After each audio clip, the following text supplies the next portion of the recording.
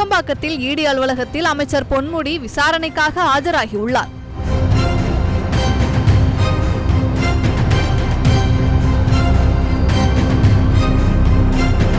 கடந்த 2006ஆம் ஆண்டு முதல் 2011ஆம் ஆண்டு வரை திமுக ஆட்சி காலத்தில் அமைச்சர் பொன்முடி உயர்கல்வித்துறை அமைச்சர் மற்றும் கனிம வளத்துறை அமைச்சராக பொறுப்பு வகித்து வந்தார். அப்போது வருமானத்திற்கு அதிகமாக 1,75,00,000 ரூபாய் சொத்து சேர்ந்ததாக கூறி அமைச்சர் பொன்முடி மீது ஊழல் தடுப்பு பிரிவு சார்பில் வழக்கு பதிவு செய்யப்பட்டிருந்தது. இந்த வழக்கில் அமைச்சர் பொன்முடி மற்றும் அவரது மனைவியும் குற்றவாளிகள் என சென்னை உயர்நீதிமன்றம் தீர்ப்பளித்திருந்த நிலையில் உயர்நீதிமன்றம் இந்த தீர்ப்பை நிறுத்தி வைத்து அமைச்சருக்கு ஜாமீன் வழங்கியிருந்தது. இந்நிலையில் வழக்கின் விசாரணைக்காக அமலாக்கத்துறை வழங்கிய சம்மனை ஏற்று அமைச்சர் பொன்முடி சென்னை நுங்கம்பாக்கத்தில் உள்ள அமலாக்கத்துறை அலுவலகத்தில் விசாரணைக்கு ஆஜராகியுள்ளார்.